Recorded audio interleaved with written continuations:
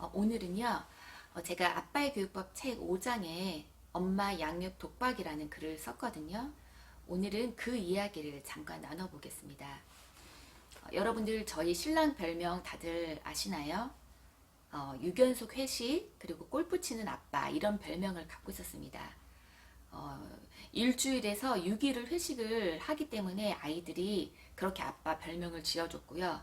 또 주말이 되면 운동 골프를 좋아했기 때문에 운동을 자주 나가니까 또 아이들이 원망 섞인 그 별명으로 골프 치는 아빠라는 별명을 지어줬었습니다. 하지만 지금은 아들들 둘과 친구처럼 지내는 그런 좋은 아빠가 되어 있습니다. 과거에 제가 독박 육아를 했던 그 좀 힘들었던 그 시절 얘기를 잠깐 해볼게요. 저희가 신랑이 인턴 끝나면서 결혼을 했습니다. 그리고 큰애를 레지던트 2년 차에 낳았는데 그때 신랑은 너무나 바빴기 때문에 저는 일을 관두게 되었고 전업주부의 길을 걷게 되었습니다. 그래서 신랑이 그때는 3일에 한 번 집에 들어왔거든요. 당직 그 근무를 서느라고. 그래서 큰아이를 낳았지만 저는 자연스럽게 독박 육아를 하게 되었습니다. 그리고 둘째는 신랑의 레지던트 4년 차에 나게 됐는데 그때도 마찬가지로 신랑은 전문의 시험 준비로 매우 바빴습니다. 그래서 큰애 둘째 모두 저는 친정에 내려가서 제주도에서요 출산을 하게 되었고 산후조리 그런 것까지도 다 친정에서 하게 되었습니다. 그래서 신랑은 아이들이 아주 어렸을 때는 그냥 잠깐 얼굴만 보는 그런 아빠 정도였습니다. 그러다가 신랑이 공보위로 서귀포에 드디어 내려오게 됩니다. 지금 살고 있는 곳이 서귀포인데요. 그때 공보위로 지내는 이 3년 동안도 독박 육아는 계속 이어졌습니다. 왜냐면 고향에 내려오니까 무슨 동창회가 너무 많은 거예요. 그리고 병원에서 골프 동아리 이런 활동을 하면서 골프 치고 나서는 꼭 회식을 하고 들어오고요. 그래서 굉장히 바쁜 신랑이 굉장히 바빴기 때문에 저는 자연스럽게 아이들하고 시간을 집에서 그냥 보내게 되었고 또 주말이면 그 아들들 친구들 엄마랑 뭐 나들이 계획을 세우면서 또 저만의 따로 그렇게 아빠의 빈자리를 채워주려고 노력을 했습니다. 그래서 집에서 저도 뭐 최대한 아이들과 재밌게 놀려고 뭐 책 읽기며 뭐 여러 가지 장난감 놀이며 이런 거를요 거의 제가 아이들 어렸을 때는 제가 다 도맡아서 했던 것 같아요. 그때는 저도 너무 힘들어서 그렇게 매일 회식하고 주말마다 운동하러 나가는 그런 바쁜 신랑이 굉장히 원망스러웠어요. 그래서 부부싸움도 그 당시에는 자주 했던 것 같습니다. 그러다가 큰아이가 6살 그리고 둘째가 4살 때 큰 계기 사건이 일어나게 됩니다. 신랑이 변화될 수 있는 사건이었는데요. 아마 책에 그 내용은 나와 있는데 잠깐 말씀드리자면 주말에 제가 잠깐 외출을 하는 일이 있었어요. 그래서 신랑이 집에서 아이들을 보고 있는데 둘째가 신랑한테 팽이 놀이를 하자고 온 겁니다. 사진 보여드릴게요.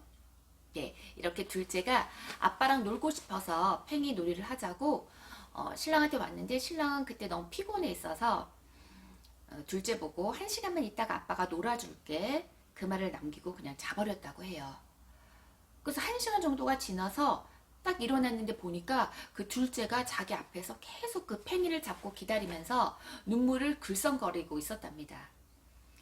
신랑이 너무 깜짝 놀라서 내가 지금 뭐 하고 있었던 거지? 그래서 굉장히 미안했다고 해요. 그때 정신이 번쩍 나서 굉장히 이제 열정적으로 재미있게 놀아줘야 되겠다 이런 마음으로 그 팽이 놀이를 둘째랑 했습니다. 근데 그때 든 생각이 뭐냐면 애들과 이렇게 진짜 너무 열심히 노니까 나 재밌다. 또 그리고 든 생각은 이 시간이 그냥 이렇게 지나버리면 다시는 돌아오지 않을 것 같다라는 생각이 들었다고 해요.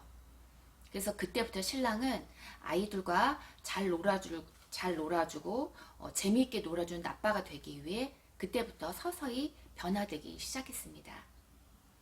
하지만 뭐 하루아침에 신랑이 바뀌진 않았겠죠.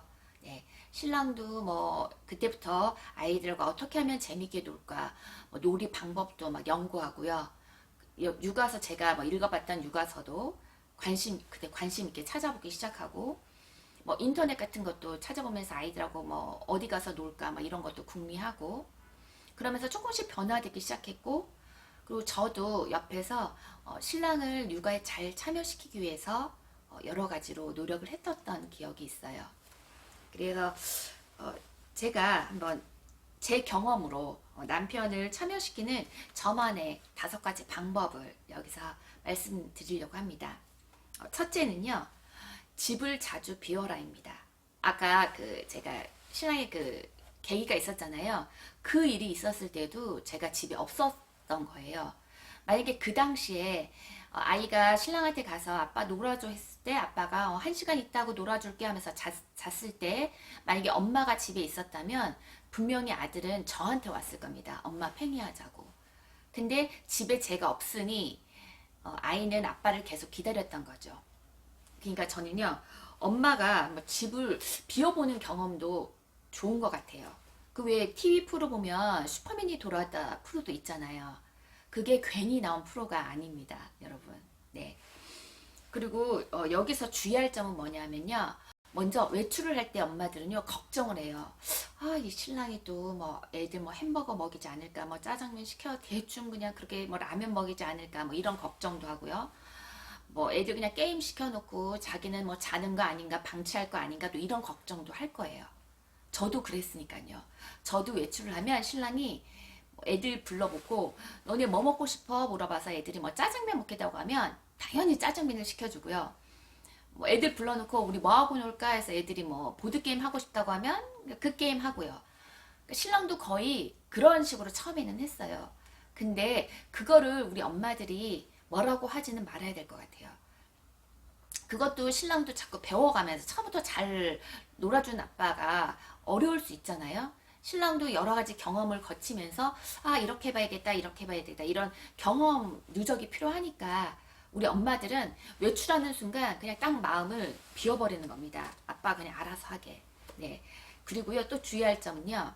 집에 들어왔을 때 저도 처음에는 그런 실수를 했어요. 집에 들어왔을 때 보니까 집이 너무 난장판인 거예요. 그래서 딱 들어왔는데 막 청소할 게 너무 많고 설거지거리 쌓여 있고 막 애들은 그냥 어디 막 거지같이 막 이렇게 막 뭐 묻어 있고 예 근데 그래서 처음에는 좀 뭐야 뭐 이러면서 좀 했는데 그러니까 신랑이 좀 서운해 하더라고요. 그래서 전혀 그러니까 그럴 필요는 없는 것 같아요. 그냥 갔다 와서 뭐 집이 뭐 난장판이 되든 뭐 애들이 뭐 꾀죄죄하니 응? 별로 안 예뻐 보이든 우리 엄마들은요 그냥 아무 사고 없이 다치지 않고 그냥 잘 봤다 이렇게 이런 마음으로 남편한테 칭찬을 해주면 될 것 같아요. 아, 수고 많았다고 잘 놀아줘서 고맙다고 네 이런 말을 해주면 남편들은요 다음번 아내가 외출했을 때는요 아마 2~3배로 더 잘할 겁니다. 예. 그리고 두 번째는 자녀들에게 아빠 흉을 보지 말아라입니다. 예전에 법륜 스님 하시는 말씀을 들은 적이 있는데요. 법륜 스님이 뭐라고 말씀하셨냐면 그 엄마들이 자녀에게 아빠 흉을 막 많이 본대요. 너의 아빠는 뭐 이렇고 저렇고 뭐 맨날 늦게 들어오고 뭐 바람핀 얘기 뭐 이런 것까지도 그런 얘기를 자녀한테 하면요. 자녀가 커가면서 이 마음속에 아빠에 대한 미움이나 원망 이런 엄마의 그 정서적인 그 감정이 그대로 전달이 돼서 그게 점점 쌓인다고 합니다. 정말 그럴 것 같아요. 그래서 애들이 아빠하고 친해지려는 이 거리가 마음에 대한 거리가 생겨버릴 것 같아요. 그래서 저도요 예전에 신랑이 막 그 유관속 회식 막 이렇게 바쁠 때 아이들한테 신랑 흉을 막 보지는 않았던 것 같아요. 그때는 오히려 아이들이 좀 아빠한테 괜히 막 서운한 마음이 생길까봐 그런 게 좀 저는 걱정이 돼서 신랑이 오늘도 회식하고 온다고 하면 뭐 애들한테는 좀 이렇게 좋게 설명을 했죠. 뭐 아빠가 병원에 뭐 응급 환자가 있어서 뭐 병원에 좀 늦게까지 있어야 된다고 뭐 이런 좀 거짓말도 한 적이 있고 그리고 뭐 아빠가 갑자기 뭐 중요한 약속이 생겨서 뭐 저녁만 먹고 들어오신대, 빨리 들어오신대, 뭐 이렇게 좀 설득을 했던 적도 있고. 그래서 아이들이 아빠한테 그 좀 서운한 마음이 들지 않게 이렇게 좀 신랑이 늦을 때마다 제가 그런 설명을 아이들한테 자꾸 해줬던 것 같아요. 네.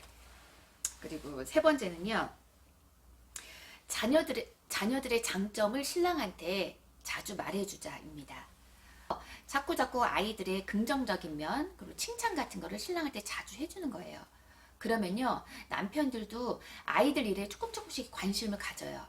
그래서 저도 보면 뭐 학교에 뭐 상담을 갔다 왔거나 뭐 이렇게 했을 때 신랑이 되게 궁금해해요.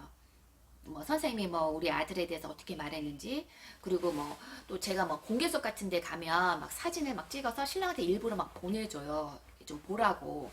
그러면 그런 것도 되게 신랑 되게 좋아하고 고마워하고 막 이러더라고요. 그래서 아이들의 장점 막 이런 거를 좀 많이 얘기해주면 신랑이 더 관심도 많이 갖고 또 아이들 하는 거에 더 궁금해도 할 것 같고요. 네, 그런 긍정적인 효과가 있을 것 같습니다.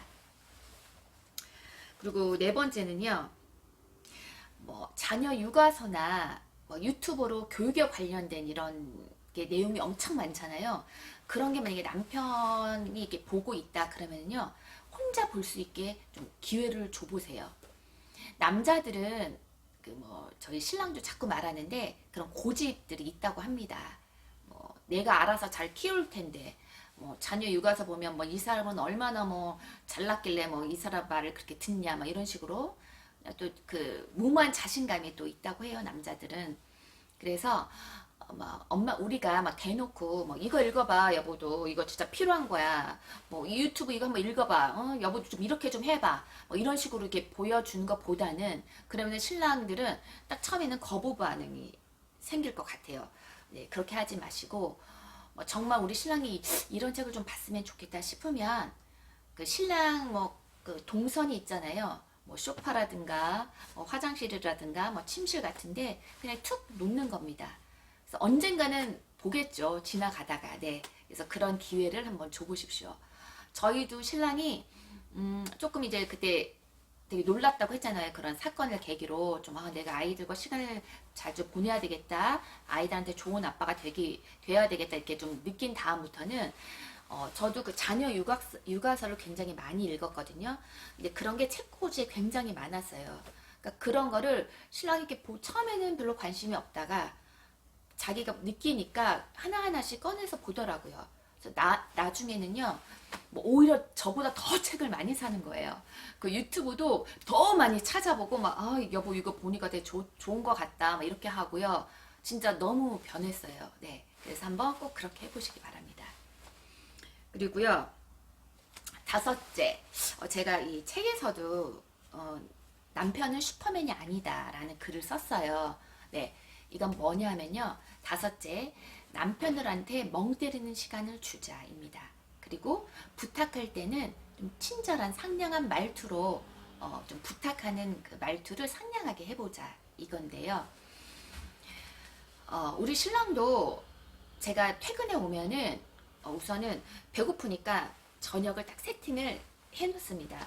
그러면 오자마자 왜 사람이 먹어야 기분이 좋잖아요. 네, 처음에 오면은 무조건 먹입니다. 네, 그래서 저녁을 먹게 하고요. 그리고 한 30분에서 1시간 정도 소파에서 자든가 뭐 하여튼 혼자만의 시간을 멍 때리는 시간을 줬던 것 같아요. 이게 보면 뭐 저도 뭐 집에서 아이들 육아로 힘들지만 남편들도 사회생활 밖에 나가면 가정 못지않게 더 스트레스 받는 건 사실이잖아요. 그래서 그냥 좀 안쓰러운 마음이 어느 순간 좀 생기더라고요. 그래서 신랑도 이렇게 집에 오면 되게 피곤한 게 보이고 하니까 밥 먹자마자 뭐 애들이랑 시간 보내 놀아줘. 나 오늘 하루 종일 힘들었어. 이렇게 하기보다는 우선은 30분 정도 좀 충전의 시간을 줬던 것 같아요. 그러면은요, 저희 신랑도 한번 소파에 한 1시간 정도 저녁 먹고 이렇게 단잠을 자고 뭐 이렇게 좀 쉬고 나서 일어나면 그때부터는 굉장히 또 리프레시 돼가지고 아이들하고 너무 열정적으로 잘 놀아주더라고요. 예. 그래서 저는 남편은 슈퍼맨이 아니다.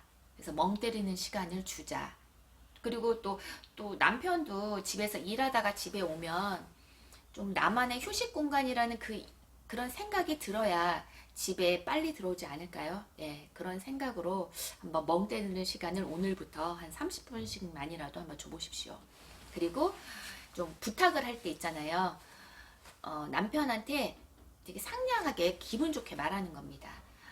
같은 말이라도 아가 다르고 어가 다르잖아요. 예, 그래서 뭐 남편이 육아를 하는 건 당연한 일이지만 저희 전업주부 입장으로서 뭐 육아가 엄마의 그 전유물은 아니잖아요. 그래서 당연히 참여해야 되는 거지만 그래도 당신 애들이랑 시간 보내 아이들한테 책 읽어줘 이렇게 말하는 명령투보다는 아우 여보 나 뭐 설거지 할 동안 애들이랑 뭐 책 조금만 읽어줄래요?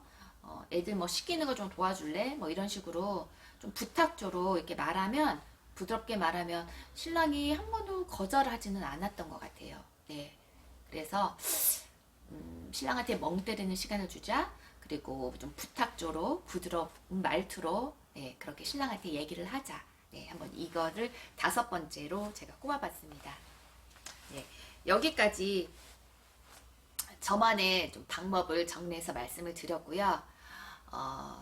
저희 신랑도 처음부터 그렇게 준비된 이런 책을 쓸 만큼 뭐 준비된 아빠는 아니었지만 예, 그 8년의 시간 동안 많이 노력을 하면서 그렇게 점차 변해서 예, 지금 이렇게 남편 좋은 아빠가 된 것 같아요. 그래서 여러분들도 우리 신랑이 너무 육아 잘 도와주지 않는 그런 남편이다라고 그냥 포기하지 마시고 우리가 할 수 있는 그런 방법들을 한번 써서 남편이 육아에 좀 참여할 수 있게 도와줄 수 있게 한번 우리가 같이 노력해 봤으면 좋겠습니다. 네, 오늘은 여기까지입니다. 감사합니다.